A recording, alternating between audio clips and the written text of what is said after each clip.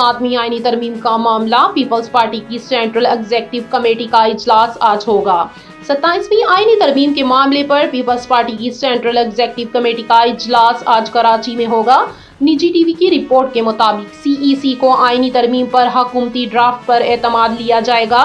ज़राए के मुताबिक पीपल्स पार्टी के 27वीं तरमीम के हवाले से 5 मरकजी तहफ़्फ़ुज़ात हैं।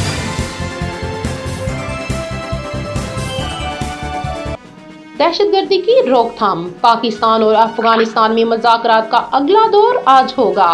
पाकिस्तान और अफगानिस्तान के दरमियान दहशतगर्दी की रोकथाम के लिए मुज़ाकरात का तीसरा दौर आज इस्तांबुल में होगा।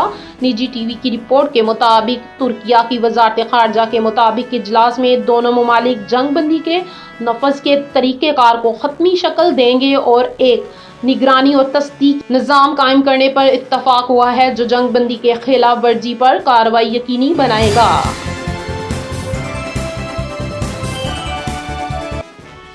मौलाना फजलुर रहमान को अपने साथ में लाने इनकी रिहाइशगाह पहुंच गई। अपोजिशन बीजेयूआई के सरबराह मौलाना फजलुर रहमान को अपने साथ में लाने इनकी रिहाइशगाह पहुंच गई। अपोजिशन वफद में अचकज़ई, असद कैसर और अलामा राजा नासिर अब्बास शामिल थे। अपोजिशन रहनुमाओं ने मौलाना को 27वीं तरमीम के खिलाफ अपोजिशन का साथ देने की दरख्वास्त की।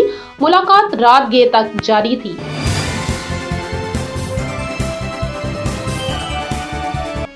फैसल बबूडा किसी खास पैगाम के साथ नहीं आया था। मौलाना फजलुर रहमान का मुलाकात पर रद्द अमल। जमीयत उलमा इस्लाम फे के सरबराह मौलाना फजलुर रहमान ने कहा है फैसल बबूडा किसी खास पैगाम के साथ नहीं आए थे।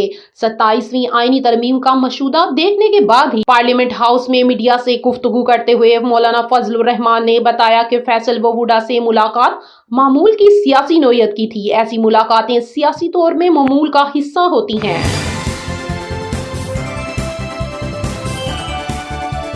पाकिस्तान तहरीक-ए-इंसाफ की पार्लिमानी पार्टी के इजलास का अलामिया जारी कर दिया गया।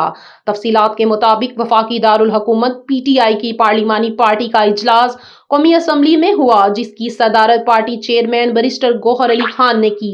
इजलास में कौमी असम्बली के अरकान समेत पार्टी क़यादत ने भरपूर शिरकत की, जबकि वज़ीर आला खैबर पख्तूनख्वा सोहेलहान अफरीदी ने भी खसूसी तौर पर इजलास में शिरकत की।